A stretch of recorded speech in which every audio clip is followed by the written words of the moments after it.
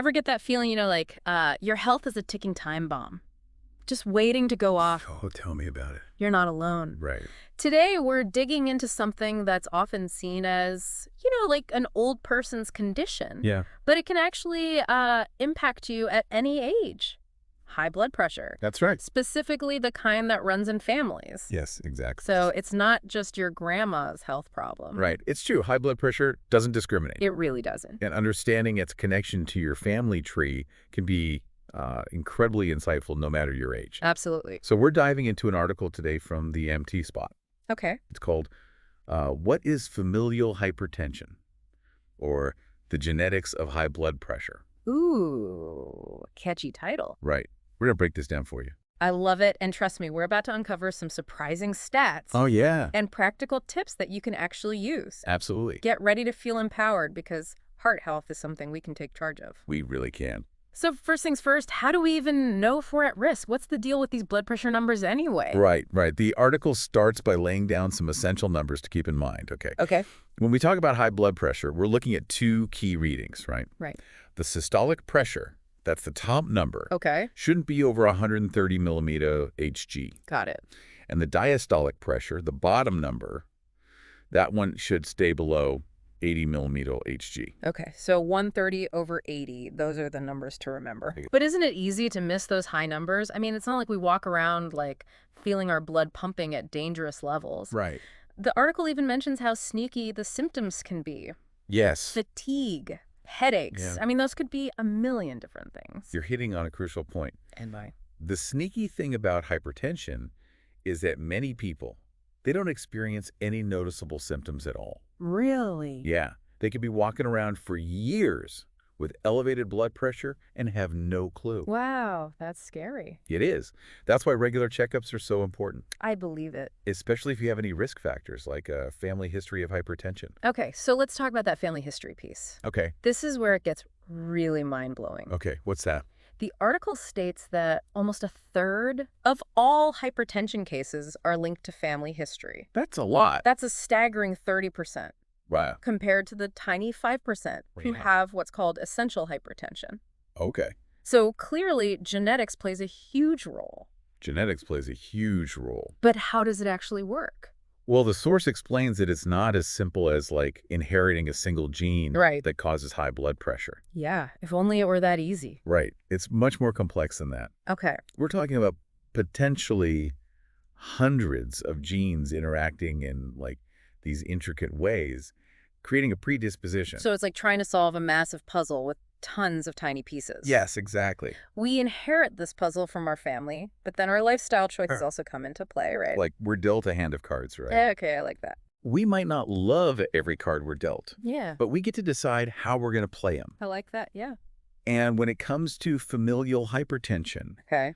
those cards are our genes Okay. interacting with our lifestyle choices. So it's not a lost cause, even if hypertension runs in the family. Right. Are you saying there's hope?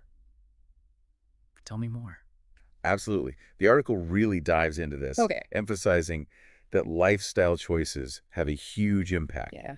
Even when genetics are involved, Okay. they actually highlight some research Okay. showing that a healthy lifestyle can drastically reduce your risk, Wow. even with that genetic predisposition. Okay, now we're talking. So what kind of lifestyle changes are we talking about here? Spill the tea. Well, you're probably familiar with the big players. Yeah.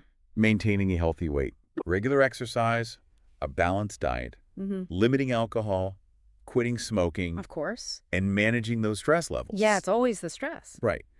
It's about making those healthy choices a part of your daily routine, Yeah. not just something you do, occasionally. Right, not just when you feel like it. Exactly. It's like those small everyday habits really do add up over time. Exactly. It's not about being perfect, Okay. but rather about making sustainable changes that fit into your life. Right, sustainable. I like Yeah. that. This is where having a game plan with your doctor can be super helpful, right? Absolutely. Get that doctor involved. Yes. The article really emphasizes working with your doctor to manage blood pressure effectively. Okay. They can provide personalized guidance Okay. based on your health history, risk factors, Excellent. and even help set realistic goals. Yeah, Think of them as your partner in this journey. I like that. Yeah. Something that really stood out to me in this article was the mention of support groups Oh, interesting. for people with hypertension. Okay. I'd never really thought about it before, but it makes sense, doesn't it? It really does. We often think of lifestyle changes as these individual journeys, Yeah. but having that support system can make a world of difference. Yeah. Imagine having people who understand what you're going through, who can share tips, recipes, Yeah, exactly. or even just lend an ear when you're feeling frustrated. Exactly. It's like having a cheering section for your health goals, right? Yes, Having that kind of community can be so motivating and empowering, absolutely. especially when facing a health challenge. Absolutely. And it highlights the fact that health isn't just about, numbers on a scale Right. or a blood pressure It's reading. more than that. It's about well-being on all levels, physical, mental, and social. I like it. Taking care of yourself involves nurturing all of those aspects. It's like that saying, right? If you want to go fast, go alone. If you want to go far, go together. Yeah, I've heard that. Maybe managing our health, especially something like blood pressure, like benefits from that sense of community Yeah. and shared journey, It's an intriguing thought, right? And it makes me wonder, have you ever considered What's that? seeking out a support group? Okay. Or even just like a buddy system for your own health goals? You know what? That's a really good point. Yeah. I haven't, but I can see how valuable it could be. It's easy to feel like we have to figure it all out on our own. Right. But there's strength in numbers. There is.